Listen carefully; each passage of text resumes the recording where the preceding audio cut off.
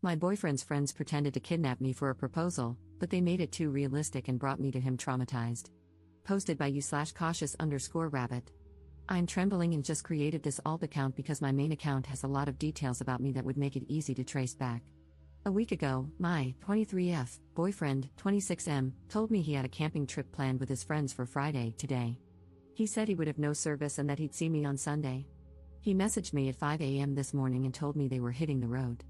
Around 8 a.m., I went for a run, like I usually do on Fridays.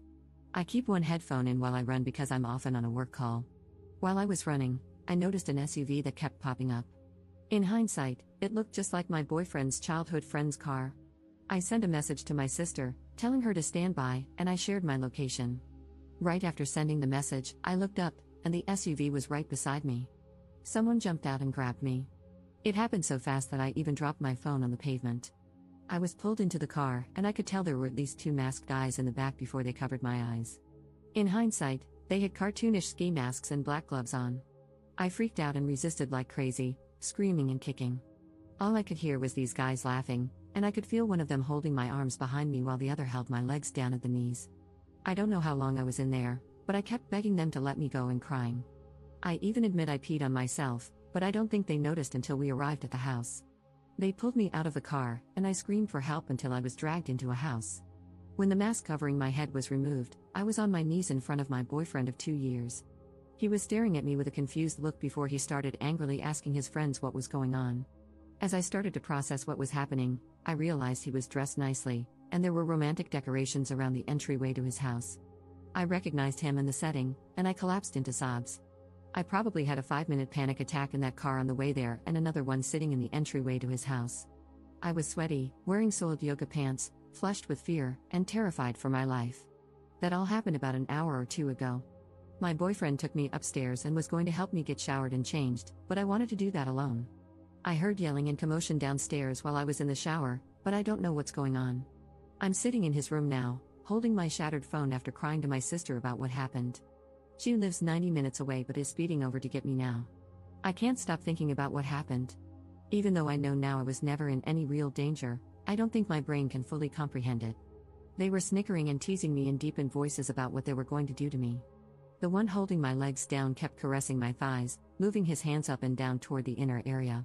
When the car would brake, his face kept falling into my chest. I don't even know who that was.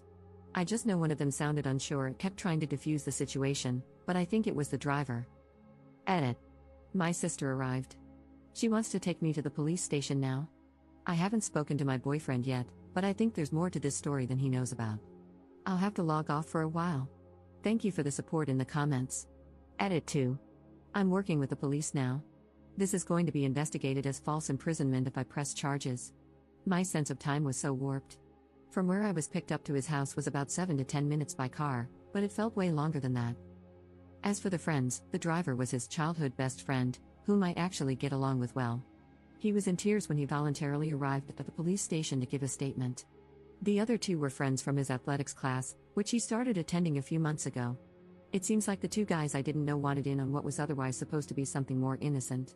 The original plan was for them to pop out of the car in their funny kidnapping attire and hand me a letter explaining that I was being summoned by my boyfriend and that resistance was futile. It seems the plan changed as the 2 new friends wanted to shake me up a bit more and make it feel more real. Edit 3. I've had time to calm down and have had long talks with my sister. We are going to meet up with my I'm not sure yet, boyfriend for dinner tonight. He has been respectful of my requests for space but has been emotional whenever he thinks about what I went through this morning. His best friend contacted me repeatedly, apologizing for allowing it to get that far, but I asked him to stop, and he did. The best friend's fiancé reached out and has been supportive and apologetic, too. I'm astounded by the support I've received here and wish I could thank each of you individually. I've never had anyone other than my sister and boyfriend care for my mental well-being like this. Reddit is a very kind place sometimes. Update 2 weeks later. Hello, I apologize for going MIA. I saw my story posted on r/Bistov Redditor updates, so I finally logged back in. There's a lot I wish I could share with you all, but unfortunately, due to legal consultation, it's best I keep much of it private. In short, I'm healing. My now fiancé proposed to me privately last week. We've had many tough conversations, and his responses to everything reminded me how safe and loved I feel with him. He didn't ask for or endorse that type of plan. I've learned that the two friends I didn't know well were highly influenced by YouTube pranksters and social experiment channels. Also, one of them let us know he is on the spectrum and apologized for his role. I think that's all I can share for now. I am only consulting at the moment and may not press charges. Thank you so much for all the kindness and support. Opening my inbox today warmed my heart incredibly. Edit. There are a lot of people who disagree with me staying with my fiancé. I'm sorry I couldn't explain in detail how confident I am in him throughout this. Please read carefully before passing judgment, and I'm sorry I couldn't please everyone with my decisions. However, after further reflection, I think pressing charges is the best course of action. Maybe I'm a bit too tender-hearted, but I didn't want the former best friend to face consequences either. That said, it seems he has too. Second update 7 months later. Hello, concerned friends. I'm not sure if anyone still remembers me, but I wanted to give a final update as I close out this year. 2024 was crazy for me. I spent the entire year working on myself in therapy. I developed an obvious trauma response to being in public, especially when men would sneak up behind me or quickly exit cars near me. I also developed a fear that made life tough. I became very afraid of my fiancé's friends. I love and trust my friends and family with all of my being, but I found that I couldn't trust anyone he brought into our life because of a feeling of losing control.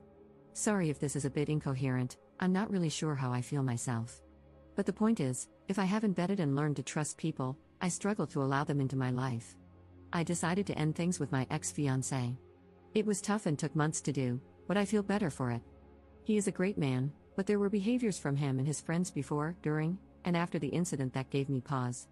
The doubt and mental anguish were too much, and I just had to run away from it all. Shockingly to me, but not to my therapist, I feel immensely better now. It's almost like a switch went off, and being away from him has expedited my healing so much. I'm scared about being at my age and starting over, but I'd rather not be married at all than live in the stress I was in. Happy New Year, everyone. Also, an update on the legal side, the charges were dropped, and I was not mentally able to pursue anything further. I will say the lives of his friends have been stained, and I don't care to check the extent.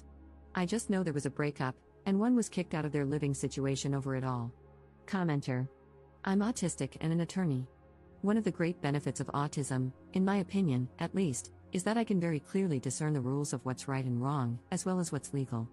It's one of the reasons I'm on my state bar's ethics committee. We literally have the guidelines and laws written out. It's great, and yes, there are shades of gray and some room for interpretation, but not in this case.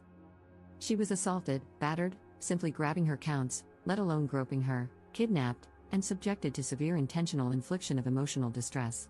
I hope OP considers pursuing civil charges, even if going through the criminal system wasn't worth it for her. But I completely understand if she doesn't, as sometimes folks just need to move on. Being autistic doesn't make someone a jerk or prone to committing felonies, and it grinds my gears when people use the spectrum as a defense for shitty behavior.